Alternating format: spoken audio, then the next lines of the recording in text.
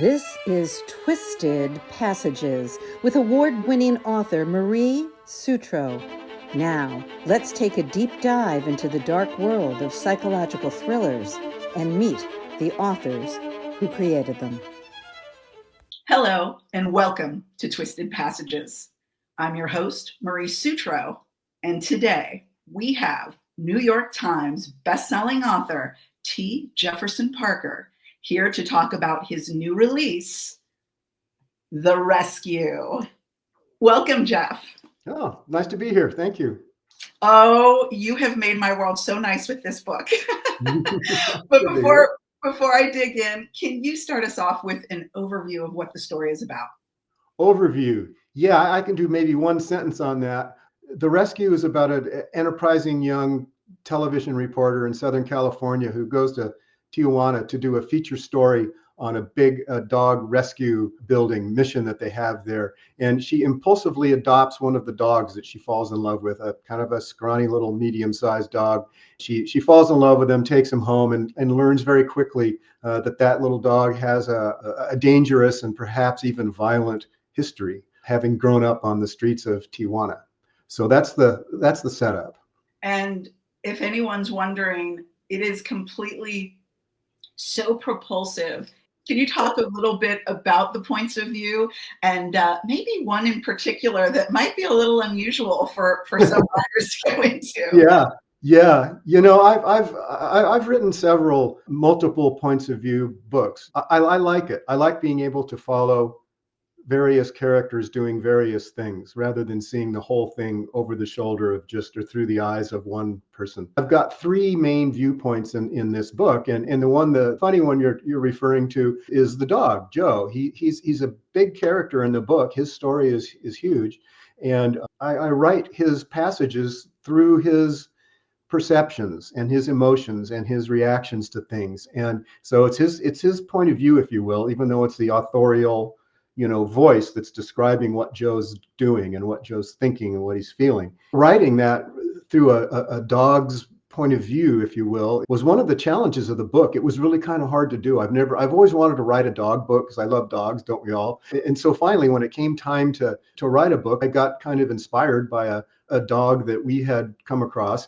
And I thought, I'm going to try to build the personality of Joe around this little dog, because this little dog that my wife and I adopted just a few years ago, just as I was starting to write the book, is in fact from Tijuana. We have videos of him being picked up off the street, 6 months old, street dog, Tijuana, no home, skinny, trembling, miserable looking, ticks around his eyes, fleas everywhere, in bad shape. They brought that dog back to Fallbrook, where I live, in California, and they fixed him up and we adopted him. So he kind of became an inspiration for the book, and I channeled his kind of neurotic personality into Joe. I was so curious because on the back jacket of the book, it has a picture of one of the cutest little dogs with the most precious ears and face in the world. Yeah. So I kept thinking, is this the inspiration for Joe? You were right. You were totally right. It's mainly the ears too. Good point. Mexican street dogs I've been down there a lot over my life, and Mexican street dogs are everywhere. And they have like several different types, but one of the types of Mexican street dog that you see a lot of have ears like that. They have these almost impossible to describe ears. And I don't know how they get them. I think there's some Chihuahua in there, and I think there's some Greyhound in there. I'm not sure how they get these ears to flap over and come up and articulate separately. But anyway, I'm glad you liked his ears, because Jasper's got great ears, and I tried to give him to Joe. Joe's backstory is traumatic. Mm-hmm. And the opening scene of the book is very traumatic. And I noticed it wasn't just the dog who had some trauma. You've got some characters who are dealing with their own trauma, especially your main character, the journalist. Yeah. Everybody in this story has a backstory that's much bigger than what they're up to right this moment. She's just more than a kind of a cardboard cutout reporter, and this young man that she meets, who's very attractive and very smart, and has strange interest in her new dog, has a big past. And one of the beauties of writing a story, being a novelist, you get to track down those stories during the course of the book. You continue to learn about Dan, and you continue to learn about Bettina as the story advances. It's a story about Joe and what they're going to do with this dog and the people that are after him, but it's also about the characters and what has brought them to this point. And so I like characters with dense, rich, dangerous pasts, and twisted passages is a great phrase to describe the book. It's kind of cool. I absolutely loved how robust each of these characters are. Coming back to Joe, for someone who's never done it before, you did it so seamlessly. I totally believed I was in this little pup's head. And the most beautiful part was the way that the humans and the dog seem to fit the yin to each other's yang and healing each other's trauma. Mm-hmm. Yeah, that's a good point. The title, The Rescue, kind of cuts both ways, as we all know. Anybody who's talked to, rescued a dog or talked to people about their rescue dogs, and they always say the same thing. They say, well, I don't know if we rescued him or if he rescued us, and so in the book, I mean, that's true. Joe does his share of rescuing, even though he is kind of the dog of the title. I'd wanted to write a dog book for a long time, like I mentioned, and I was intimidated by the idea of trying to capture a dog's thoughts, such as they are, emotions, feelings, reactions, trying to capture that with the one and only tool that I have, which is the English language. How am I going to get dog thoughts into English? Because dogs don't think in English. Trying to get that dog in the book to come off as a dog rather than, sort of a human being with fur, that was kind of tough. And a lot of dogs in novels end up that way. And I didn't want that. I wanted something more genuine and more, I did not want to anthropomorphize him any more than I absolutely had to, because I'm stuck with that language, and it's not dog, it's English. So it was hard to do, and I was very careful with those passages, and I wrote him over and over again, trying to make him believable as a dog and thinking thoughts that a dog might think, even though they don't think in my language. So I'm glad you liked that part. It was hard to do. It's been done beautifully. Jack London just killed it. Call the Wild. Bob Cray's killed it in his thriller. Other authors have done, Bruce Cameron's done well, and The Art of Racing in the Rain's a good dog voice. So it's been done, but I'm in some good company if you liked it. Thank you. You were in very good company, and you talk about Call of the Wild, even White Fang, which is the reverse of that story, the wild dog becoming domesticated. I loved it because you balanced thought, emotion, and instinct so well. And it was so fun, because I'm always trying to discern with pets or any other species that I meet, hey, what are they thinking? What are they feeling when you're interacting with them? And it made me feel like, hey, this guy knows. He knows. This is kind of like a Rosetta Stone right here. So it was absolutely wonderful. I love that you and your wife were able to rescue a pup. How did that come about? How did you find out about that particular pup, or was it an agency? Oh, that's a good question. Yeah, 6-8 years ago, we lost we've always had dogs around, and we lost our beautiful old crusty white Labrador, Spike, and this was some years ago, and we went through a long mourning period of losing him. He was old, he died a good death and all that, but he was a great dog, and we just couldn't bring ourselves to get another dog. And then one day, one drizzly November, we've been talking about maybe getting a dog, sitting in bed reading the paper, and I go, sweetie, I think what we should do is we should get ourselves a little terrier dog, an indoor sized dog, and he'll help us control the gophers, and he'll be an indoor dog, and he'll be a little terror, like terriers are supposed to be. And she goes, oh, okay, well, I think we should get a rescue dog. And I go, okay, that sounds good. So she went online, right on her phone, and here in Fallbrook, there's the Fallbrook Animal Sanctuary, of course, and the front page pet, when she Googled it, was this really cute little dog, terrier with the ears that you're talking about. And we thought, oh, wow, he's cool looking. And Rita says, oh, let's go look at him. And I said, okay. You realize if we go look at him, we're going to come home with that dog. And she goes, yeah, I know. So we go down there, and he falls in love with us, and we fall in love with him. And he's a very nervous he's still young. He's 6 months old. He liked us, and we liked him, and we brought him home. I mean, like almost all dogs do, he just sort of just worked his way into our life and into our affections, and he's wonderful. Your wife is awesome. I love that she was right on it. I love that it came home that off the first visit. One of the other questions I had as I was reading the book, your history in journalism. You mentioned you've been to Tijuana quite a few times, and it does feature as a setting in the book, a vital setting. Mm-hmm. Was any of your journalistic background, did you ever cover stories that were kind of cross-border stories, or did any of that influence this story? Well, let's see. Cross-border stories as a journalist, no. I was always kind of stuck with Orange County, California, because that's where I was working in newspapers. And so I didn't ever find myself doing what Bettina does, which is to go down and do a feature in Tijuana. I don't remember doing that. But even as a teenager, pre-professional, me and my friends and family, we'd go to Tijuana a lot. And so I've been down there a lot, and other places in Mexico too that figure into the book. Sinaloa, the heart of the cartel. I've been to several times, and it's interesting and it's fun. Even when you're in dangerous places, it's beautiful, and it's kind of raw, and it's kind of wonderful down there in those mountains anyway. And Tijuana is the same way. I mean, it's a big, sprawling, noisy place. I could only imagine what Jasper, we named him Jasper, what our little rescue dog. I could only imagine what he had gone through and how he had managed to survive on the streets in Tijuana for 6 months, and the busyness and the traffic and the noise and the other dogs and the coyotes and the mean people, some of them. And, when I had to fill in Joe's background, in fictional Joe in the book, I called upon my imagination to kind of recreate, if you will, or imagine what it was like for Jasper to be down there and making it through. There were so many heartstring pulls. Mm-hmm. You were pulling me this way and that way. And obviously Jasper's story is enough to tug the heartstrings. But as I said, these other characters, everyone's got a story. And if you just look at the surface level of them, you perceive one thing, but then you start to slowly unravel the thread, and we learn more and more and more.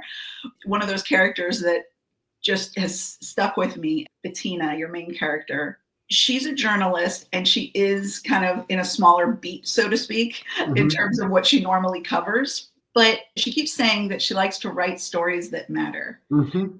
And that line has really stuck with me, because I think as authors, we're all trying to do that. Yeah, you're right.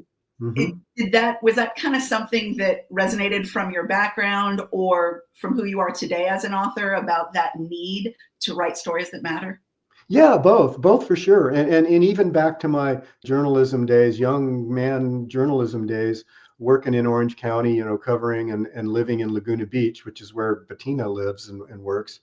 I remember even being that young and kind of inexperienced, I saw there was a kind of a strange disconnect between Laguna Beach and reality. And that life in Laguna for most people is this charmed kind of Shangri-La that's out there, and so covering the stories there in Laguna sometimes as a young journalist, I was kind of surprised and a little bit chagrined by the Shangri-La aspects of it, and thinking to myself, I would sure like to write some stories that matter. So I looked around in Laguna for stories, and Orange County general beat, for stories that had heft and meaning, and maybe even a touch of sadness or strife. I liked covering crime stories, but because you could get to the heart and the soul sometimes of the survivors and what these terrible crimes have done to them, and their families. So anyway, I was always looking for something weighty, and rather than just, I'm going to cover the pageant of the masters for the 15th time, So that's what Bettina does. That she wants heavy stuff. Speaking of heavy stuff, you mentioned drug cartels. Mm-hmm. Research into that. Any scary places you had to go that you should share with us, Jeff? Like, should we be worried about you? No, not really. No, my experience in the cartel world of Sinaloa, Copper Canyon, Culiacan, Sierra Madre, that runs right through Sinaloa. That's the heart of cartel country. And during the days I was down there, just as a tourist, I was just going because they had cool places to see. It was then, and this would be the 70s, say, mid 70s. It was the cradle of civilization when it comes to the drug cartels.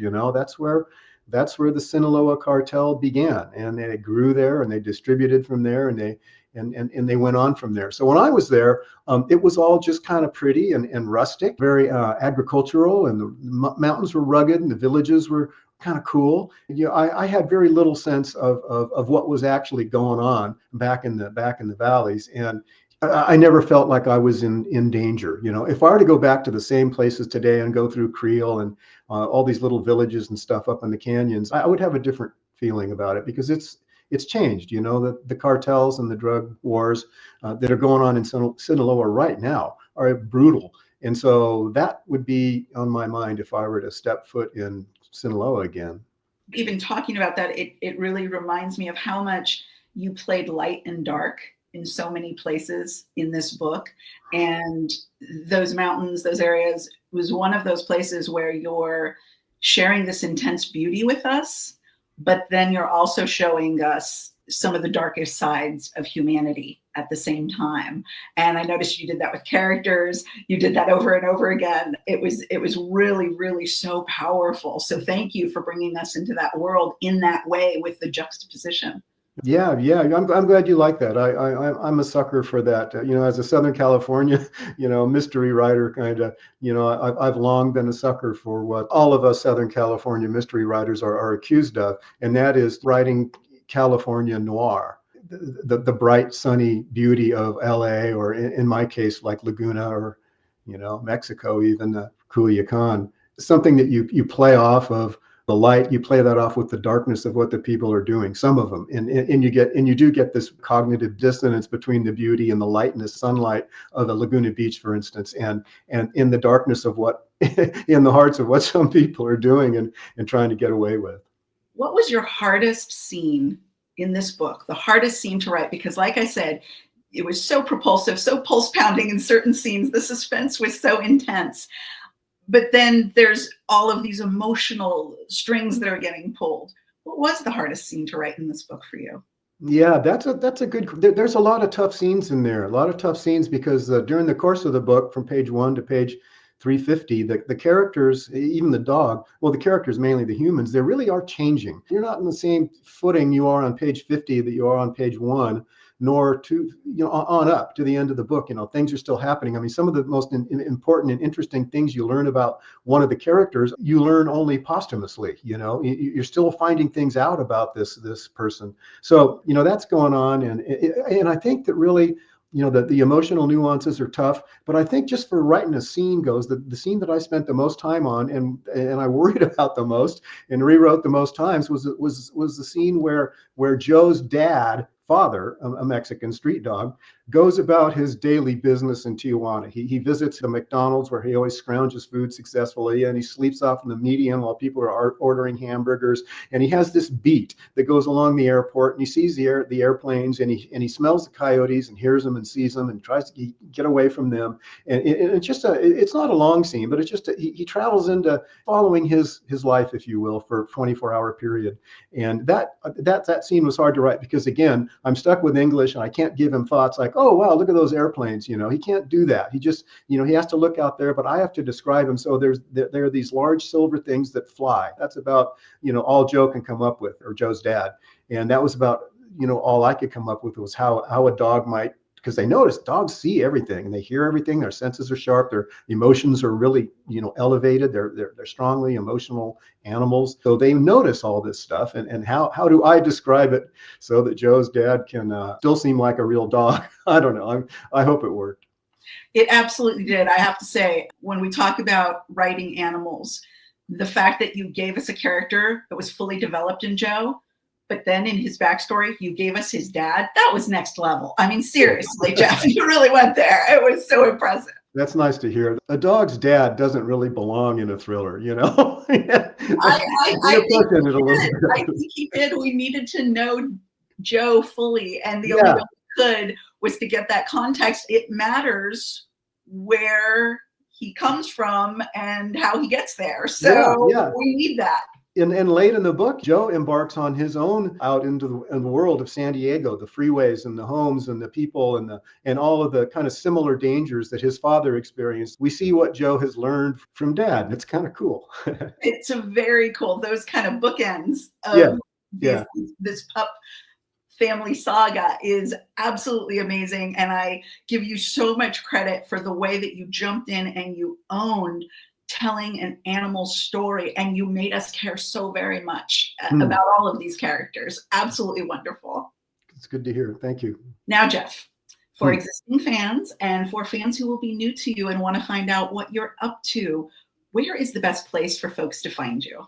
I have a good website and I can get mail through it. So check that out. You know, I do Facebook postings. What else do I do? I do some X now and then. So I'm out there. I'm easy to get. You can Google me and find out stuff. And the website's cool. It's got all the books described and pictures, the covers, all that. And the email comes right to me through that website. So please, say hello if you're in the mood. Out of curiosity, are there ever any Jasper sightings on your social media? Jasper sightings. We got we posted a lot of pictures of Jasper and the book cover and all that kind of stuff when the hardcover came out a year ago. Yeah, a lot of people pitched in. They said, well, here's our rescue dog. A lot of them were Mexican rescue dogs, and they came up, and sure enough, there's those funny looking ears, and people really respond to dogs. You know how it is. Absolutely awesome. Almost as awesome as this new book. Thank you so much, Jeff, for joining me again.